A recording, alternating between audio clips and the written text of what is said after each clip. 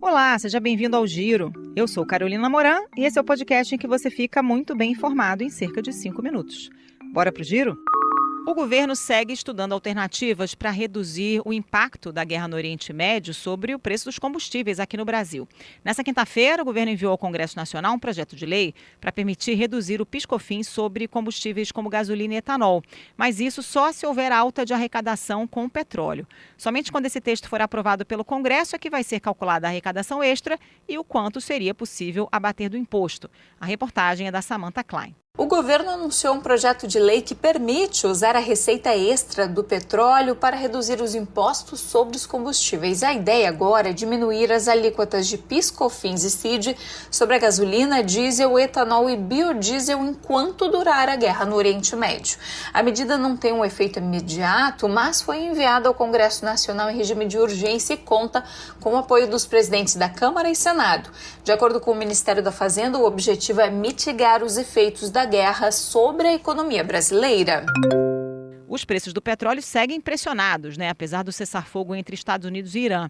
E nessa quinta-feira, o presidente americano Donald Trump disse que não sente nenhuma pressão para encerrar a guerra. Ele também anunciou a extensão do cessar-fogo entre Israel e Líbano. O Matheus Leite tem as informações. O acordo de cessar-fogo entre Israel e Líbano foi estendido em 3 semanas. O compromisso que estava em vigor, no entanto, já vinha sendo violado. Ainda no Oriente Médio, Estados Unidos e Irã trocaram novas ameaças e mediram forças no Estreito de Hormuz. A cotação do barril de petróleo voltou a passar dos $100 e a ONU alerta para a pobreza que deve atingir mais de 30 milhões de pessoas por causa do conflito. E o presidente Lula tem usado o mais novo atrito entre Brasil e Estados Unidos, com aquela retirada de credenciais de serviço de forma recíproca, para retomar o discurso da soberania nacional.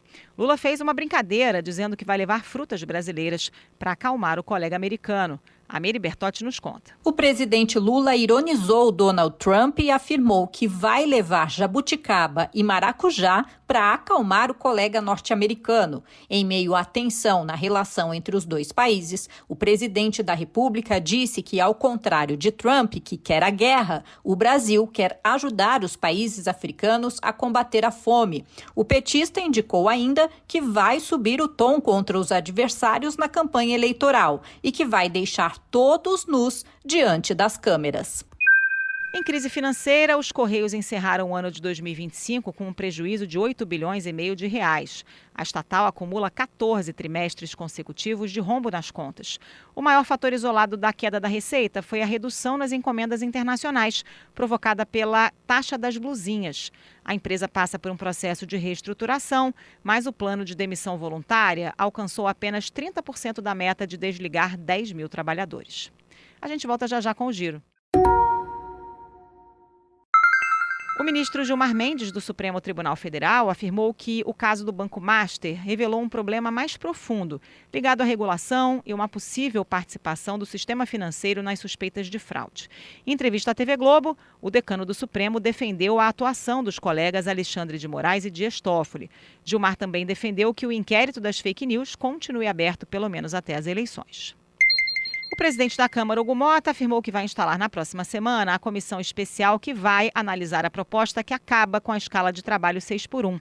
Ele tem dito que o melhor caminho para tratar dessa pauta é por meio de PEC. A Larissa Lopes tem os detalhes. A oposição ao governo no Congresso quer que o fim da jornada 6x1 tenha como contrapartida às empresas a desoneração da folha e também pagamento por hora trabalhada.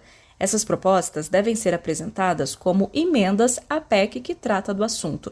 O governo, no entanto, defende a redução da jornada, mas sem o corte no salário.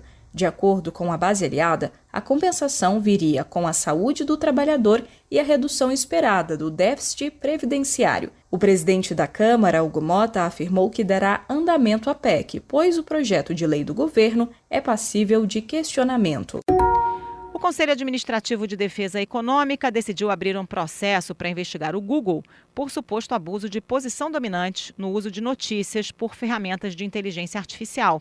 O caso foi aberto para apurar a exibição de conteúdo jornalístico nas plataformas da empresa sem a remuneração dos veículos que o produziram, além do desvio de tráfego direto para essas páginas. O processo pode acarretar em imposição de sanções administrativas por infração econômica. Para saber mais sobre as notícias que você ouviu aqui no Giro, acesse cbn.globo.com ou o aplicativo da CBN. Por lá tem as reportagens completas e análise do nosso time de comentaristas. Se você está gostando do nosso Giro, aproveite para seguir a gente no Spotify ou no Amazon Music, favoritar no Deezer ou no aplicativo da CBN, assinar no Apple Podcast e se inscrever no YouTube Music ou no Castbox. Assim você recebe uma notificação sempre que tiver um episódio novo. E se puder, dá 5 estrelas para a gente no Spotify para dar aquela força. Até o próximo Giro!